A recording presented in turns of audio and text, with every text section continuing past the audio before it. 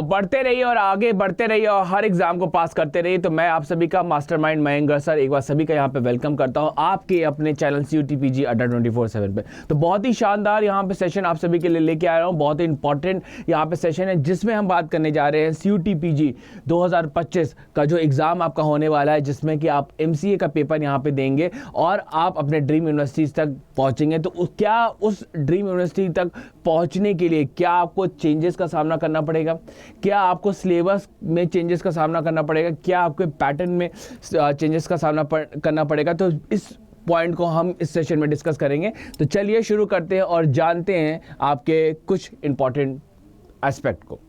तो यहाँ पे यदि हम बात करें सबसे पहले फर्स्ट ऑफ ऑल मैं यदि आप पुराने सिलेबस पे थोड़ा सा आता हूँ तो यहाँ पे आप थोड़ा सा देखोगे कि टोटल मिला के 75 क्वेश्चंस लास्ट ईयर पूछे गए थे, जिसमें आपको समय जो दिया गया था वो आपका था 105 मिनट। लेकिन यहाँ पे UGC ने आपको अभी यहाँ पे कुछ चेंजेस किया है और उन्होंने ये कहा है कि 105 मिनट की जगह हम यहाँ पे अब स्टूडेंट को देंगे सिर्फ और सिर्फ टोटल मिला के 90 मिनट। जी हाँ, बिल्कुल आपने यहाँ पे सही सुना कि यहाँ पे अब आपको जो टाइम दिया जाएगा वो आपका कितना होगा, वो आपका होगा टोटल मिला के यहाँ पे मिलेगा आपको 90 मिनट्स का टाइम दिया जाएगा क्वेश्चन को सॉल्व करने का। ठीक है, 100 ये जो आपके क्वेश्चंस होंगे वो 75 होंगे। क्या ये 75 ही क्वेश्चन होंगे? क्या ये बात कंफर्म है? नहीं, हम ये नहीं कह सकते कि ये बात कंफर्म है। क्यों? क्योंकि अभी आपके GAT मतलब जनरल एप्टीट्यूड टेस्ट की जो सुदबुगाहट है वो आपकी यहाँ पर चल रही है।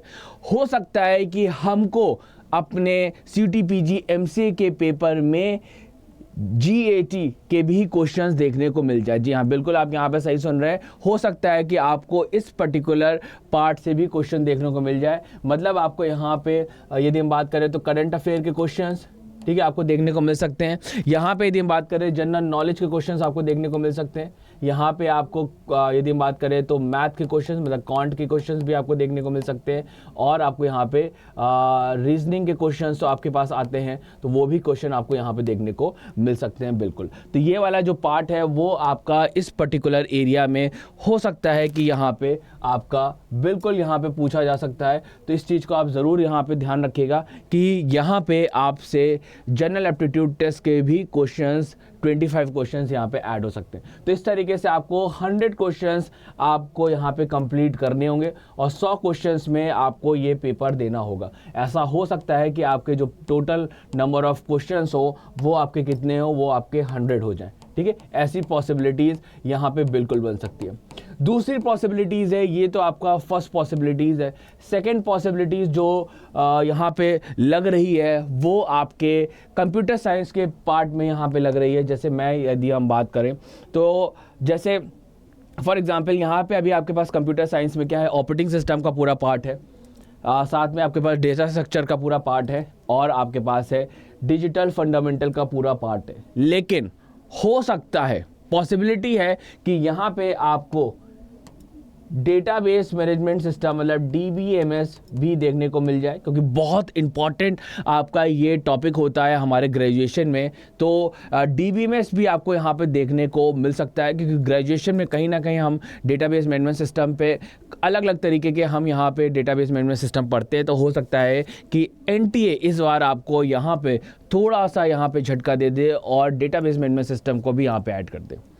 इसके अलावा हो सकता है नेटवर्किंग टॉपिक भी आपको देखने को मिल सकता है। नेटवर्किंग टॉपिक, क्योंकि नेटवर्किंग टॉपिक देखो आपको ये भी आपका मोस्ट इंपॉर्टेंट है और ग्रेजुएशन लेवल पे या फिर यदि हम बात करें आपके स्कूलिंग लेवल पे भी हम नेटवर्किंग के कॉन्सेप्ट को ज़रूर पढ़ते हैं। तो ये भी एक इम्पॉर्टेंट आपके पास टॉपिक है। तो हो सकता है कि आपको यहाँ पे नेटवर्किंग टॉपिक भी देखने को मिल जाए, कोई उसमें यहाँ पे शक नहीं है। ठीक है, तो इस तरीके से चेंजेस आपको बिल्कुल यहाँ पे देखने को मिल सकते हैं कंप्यूटर साइंस के पेपर में। तो आप सभी को क्या करना है, नोटिफिकेशन आने से पहले, जितना भी टाइम आपका नोटिफिकेशन आने से लग रहा है, समय लग रहा है, तो उससे पहले आपको फटाफट जल्दी से आपको क्या करना है, आपको डिजिटल फंडामेंटल का अपना टॉपिक, डेटा स्ट्रक्चर का अपना टॉपिक और ऑपरेटिंग सिस्टम का टॉपिक फटाफट जल्दी से कंप्लीट कर लेना।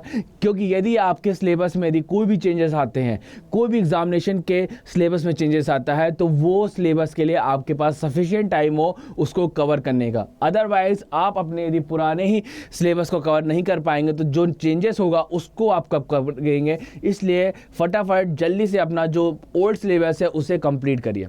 अब हम बात करते हैं आपके पॉसिबिलिटी नंबर 3 से। ठीक है, तो यहाँ पे हमने कंप्यूटर साइंस की बात कर ली, यहाँ पे हमने कंप्यूटर साइंस की बात कर ली और यहाँ पे हमने टोटल नंबर ऑफ क्वेश्चंस की बात कर ली। ठीक है, अब यदि मान लीजिए कि आपको पहला वाला पॉइंट सक्सेसफुल नहीं हुआ, पहला वाला पॉइंट एग्जीक्यूट नहीं हुआ, आपका जनरल एप्टीट्यूड टेस्ट ऐड नहीं किया कि, लेकिन हो सकता है कि कंप्यूटर साइंस में आपके ये दो पर्टिकुलर सेक्शंस को ऐड कर दिया जाए और पेपर फिर से आपका यहाँ पे 100 मार्क्स का हो जाए, ऐसा हो सकता है। ठीक है, ऐसे भी पॉसिबिलिटीज़ है। तो टोटल क्वेश्चंस आपके तब भी 100 मार्क्स होंगे, लेकिन जीएटी आपका नहीं ऐड हुआ। ठीक है, अब इसके बाद तीसरी पॉसिबिलिटी क्या है, मैथ, जो हमारा जो मैथ्स का पोर्शन है उसमें भी हमको यहाँ पे चेंजेस देखने को मिल सकते हैं। मतलब यहाँ पे क्या चेंजेस देखने को मिल सकते हैं, जैसे अभी यदि आप पुराने ओल्ड सिलेबस की तरफ आएंगे तो यहाँ पे आप देखोगे set theory, algebra, coordinate geometry और कैलकुलस। अब यहाँ पे देखिए, आपको यदि हम थोड़ा सा रिमेनिंग पेपर्स को भी एनालाइज करें जो कि आपके एमसीए करने के लिए जो कंडक्ट होते हैं,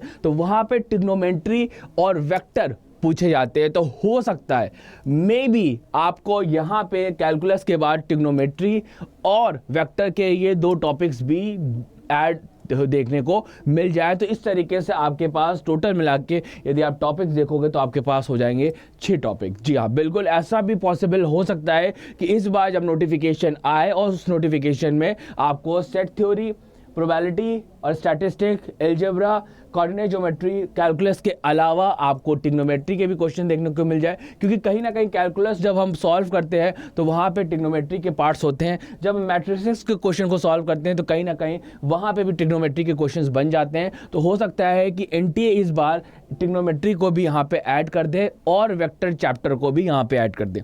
तो इस तरीके से आपको एक बड़ा चेंजेस इस पर्टिकुलर पोर्शंस में भी देखने को मिल जाता है। क्योंकि यदि आप अपना चाहते हैं, आप बेस्ट यूनिवर्सिटीज़ में एडमिशन चाहते हैं और अच्छे मार्क्स लेना चाहते हैं, तो आपको मेन जो फोकस करना है वो मैथ के पोर्शन में और कंप्यूटर साइंस के पार्ट में फोकस करना है। क्योंकि मेन जो आपका क्वेश्चन होते हैं 75 क्वेश्चन यदि पूछे गए, 100 क्वेश्चन पूछे गए, तो उसमें जो मेजर पार्ट होता है वो आपके मैथ्स और कंप्यूटर्स का ही होता है। ठीक है, तो आपको ये तीसरा भी बड़ा चेंजेस देखने को मिल सकता है। तो यदि मान लीजिए कि कंप्यूटर साइंस में कोई चेंजेस नहीं हुआ तो हो सकता है कि आपको मैथ में यहाँ पे बड़ा चेंजेस देखने को मिले और नंबर ऑफ क्वेश्चंस तब भी आपके 75 से बढ़ के 100 हो जाए ना। 25 क्वेश्चन में आपको यहाँ पे कंप्यूटर साइंस की जगह यहाँ पे मैथ्स में जो ट्रिग्नोमेट्री और वेक्टर जोड़े गए उससे आ जाए। या फिर हो सकता है कि नेटवर्किंग टॉपिक जोड़ दिया जाए। हो सकता है कि ऐसा कि यहाँ पे कंप्यूटर साइंस में नेटवर्किंग जोड़ दें। ठीक है, हो सकता है कि कंप्यूटर साइंस में नेटवर्किंग, क्योंकि बहुत इंपॉर्टेंट आपका ये टॉपिक है, और आपके मैथ्स में ट्रिग्नोमेट्री ऐड कर दें। और हो सकता है कि मैथ्स में आपके ट्रिग्नोमेट्री ऐड कर दे। तो इस तरीके से भी आपके यहाँ पे इन दोनों टॉपिक में से क्वेश्चन जो होंगे वो 75 की जगह, 75 क्वेश्चन की जगह, ठीक है, हो सकता है कि 100 क्वेश्चन हो जाए। ठीक है, तो पॉसिबिलिटीज़ है क्योंकि आपका एक बहुत बड़ा चेंजेस आपको देखने को मिला, टाइमिंग में चेंजेस किया गया है। तो कहीं ना कहीं सिलेबस में भी आपको चेंजेस देखने को मिल सकता है। और साथ में उन्होंने ये भी कहा कि जो आपका पेपर होगा वो अब सीबीटी मोड में, मतलब कंप्यूटर बेस्ड टेस्ट होगा। तो यहाँ पे आपको ये चीज़ चेंजेस देखने को, बड़ा चेंजेस देखने को मिल सकता है। और मे भी हो सकता है कि वो आपके जो कट ऑफ है, ठीक है, वो कहीं ना कहीं फिर आपकी यदि चीज़ें ऐड होती हैं तो कहीं ना कहीं कट ऑफ आपकी कम होगी। क्योंकि ये ट्रिग्नोमेट्री हो गया, नेटवर्किंग हो गया, डिफिकल्ट टॉपिक्स होते हैं, तो इससे कहीं ना कहीं आपके स्टूडेंट्स के जो मार्क्स है वो घट सकते हैं। ठीक है, तो ये मुझे लगता है कि ये बड़ा चेंजेस आपको इस बार यहाँ पे देखने को मिल जाएगा। तो मैं सभी को ये रिकमेंड करूँगा, फटाफट जब तक आपका नोटिफिकेशन नहीं आ रहा है, जितनी जल्दी हो सके उतनी जल्दी आप थिंकिंग एंड डिसीजन मेकिंग का पार्ट कंप्लीट कर लीजिए। ये तो आपका इजी पार्ट है, जल्दी कंप्लीट हो जाएगा। इसके बाद मैथमेटिक्स आप जल्दी से यहाँ पे कंप्लीट कर लीजिए। Set theory, probability, statistics, algebra, coordinate geometry and calculus को कंप्लीट कर लीजिए और साथ में कंप्यूटर का जो पार्ट है ऑपरेटिंग सिस्टम का, देन इसके बाद डेटा स्ट्रक्चर का और डिजिटल फंडामेंटल का, उसको आप कवर कर लीजिए। क्योंकि यदि आपको नोटिफिकेशन में कोई चेंजेस देखने को मिलता है, चाहे वो आपको मैथ्स में चेंजेस देखने को मिले या कंप्यूटर साइंस में चेंजेस देखने को मिले या फिर आपका जनरल एप्टीट्यूड टेस्ट में यहाँ पे ऐड होता हुआ दिख जाए, तो आपके पास सफिशिएंट टाइम हो, आप उस सफिशिएंट टाइम में इस पार्ट को भी कवर कर पाए। अदरवाइज आपके लिए यहाँ पे डबल आपके पास यहाँ पे कहीं ना कहीं सिलेबस हो जाएगा या फिर थोड़ा सा सिलेबस डिफिकल्ट हो जाएगा, क्योंकि कम टाइम में फिर आपको ज़्यादा चीज़ें पढ़नी पड़ेगी। तो उस टाइम को यूटिलाइज करिए, अभी के टाइम को यूटिलाइज करिए और अपनी तैयारी को इतना बेहतरीन कर दीजिए कि नोटिफिकेशन आने के बाद यदि सिलेबस में कोई चेंजेस होता है तो उसको आप कवर कर पाओ। ठीक है, तो यदि आप चाहते हैं अपनी तैयारी को बहुत ही बेहतरीन करना, तो मैं आप सभी को एक बार सजेशन ज़रूर दूंगा कि एक बार आप यहाँ पे अड्डा 24/7 पे जाके हमारे जो हमने बैच आप लोग के लिए अनाउंस किया है क्वांटम 3.0, उसको एक बार ज़रूर यहाँ पे सर्च आउट करिए। ठीक है, आपको यदि अच्छा लगता है तो बिल्कुल आप यहाँ पे इसको परचेज़ भी कर सकते हैं और उसके लिए यदि आपको डिस्काउंट चाहिए तो आप बाय नाउ पे जाके आप मेरा जो कोड है May20 उसको अप्लाई कीजिए और यहाँ पे इसको आप परचेज़ कर सकते हैं और आपको 5,523 रुपीज़ का ह्यूज डिस्काउंट मिल जाएगा और इसको आप यहाँ पे परचेज़ कर सकते हैं। यदि आपको कोई भी डाउट है और आप मुझसे बात करना चाहते हैं तो आप मुझे मेल कर सकते हैं mayank.garg@adda247.com पे। इस पर आप मुझे मेल कर सकते हैं, मैं आपको यहाँ पे इमीडिएट रिप्लाई करूँगा। तो मैं उम्मीद करता हूँ कि आज की ये सेशन आपको काफ़ी इन्फॉर्मेटिव लगा होगा और इस तरीके से और भी इन्फॉर्मेटिव सेशन आप सभी के लिए मैं लेके आता रहूँगा। फिर मिलूँगा कुछ और नए आपके टॉपिक के साथ और कुछ नए शानदार आपके पास यहाँ पे कंटेंट के साथ। तो thank you everyone for joining this particular class and bye bye.